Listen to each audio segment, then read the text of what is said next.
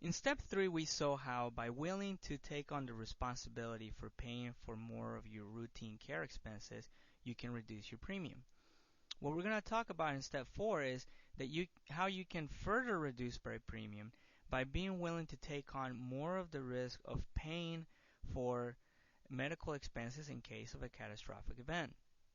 The first thing is that we think of this as car insurance. Just like in car insurance, if you're willing to take on, say, $2,000 of the risk in case of a catastrophic event, which basically means a wreck, instead of $1,000, then your premium will be lower. It's the same thing here.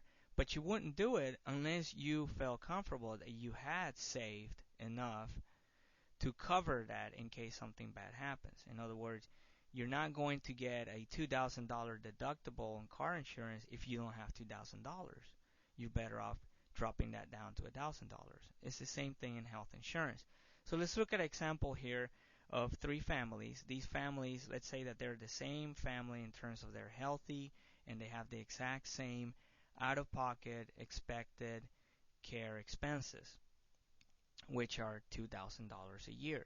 Now the first family on the left has decided that they want to go ahead and prepay for these routine care expenses. So instead of paying $2,000 out of pocket, they're going to pay only $500 in terms of co-pays. But the trade-off is that their premiums at $800 a month. So in total, it's $10,100 that they're going to pay on a normal year. The second family has decided to pay for all of their routine care expenses out of pocket, which are $2,000. In exchange for that, they've dropped down their deductible down to $2,000 or $3,000.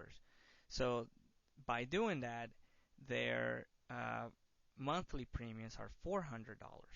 So this family on a normal year will spend $6,800, which is better than what the first family would spend on a normal year. The third family takes it one step further. They're also going to pay for all of their expected care out of pocket. That's $2,000. But instead of taking on a risk of $2,000 or $3,000 in case of something catastrophic happening, they're going to take on a slightly higher risk, $5,000. So they're not going to have to pay $5,000 on a normal year, but they must have sufficiently saved up to cover that in case something bad does happen. So in exchange for taking on more of that risk, that catastrophic risk, their premiums are only $200.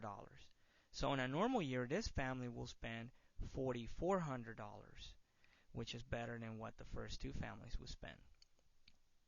So the key here is, first of all, what we saw in step 3 is that you pick up more of your out-of-pocket expenses to lower your premiums. And then what we're introducing here is that you can increase your deductible, which means taking on more of the financial risk in case of a catastrophic event. But this will lower your premiums even further.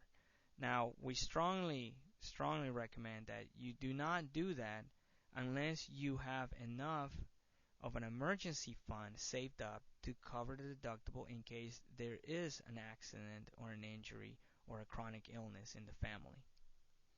Now, while we're on the topic here of possible expenses due to catastrophic events, there are 3 things that families forget to take in consideration. That is coinsurance costs, prescription drug expenses in a worst case scenario, and lifetime coverage gaps. So we're going to talk about these. Let's look at coinsurance. First of all, let's understand what it is. Let's assume that you have a $5,000 deductible and a coinsurance, an 80/20 coinsurance with a $2,000 coinsurance limit. What that means is that you will pay for the first $5,000 on your own. You will have 100% responsibility of that.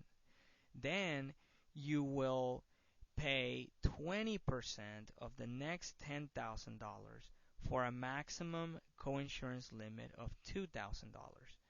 Now, what you're seeing here is that on a worst case scenario, it is not $5,000 that you're going to pay. It is not just the deductible. It's actually $5,000 plus $2,000, $7,000. Now, once you've reached that coinsurance limit, then the insurance company will pick up the rest. The second thing that a lot of folks forget is how much you will have to spend on prescription drugs in a worst case scenario. Now, most policies do not have a prescription out of pocket limit. What that means is that if you suffer a chronic illness that requires a lot of medication, there is no limit on how much you're going to spend there. Maybe the insurance company will pay 80% of it, but you're still going to have no limit. So that can be a very dangerous place to be financially. That is why our insurance policies that we promote do have limits, out-of-pocket limits on prescription. In many cases, especially with health savings accounts, your prescription out-of-pocket limit is included in your overall health insurance out-of-pocket limit.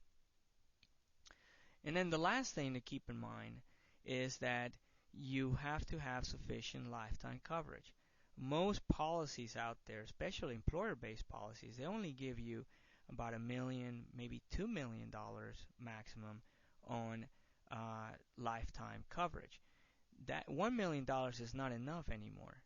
If you suffer a chronic illness or you have, let's say, like a very expensive cancer with very expensive surgeries and chemotherapy, etc., $1 million is not going to be sufficient. And what that means is that once you reach $1 million, anything above that, you're 100% responsible for.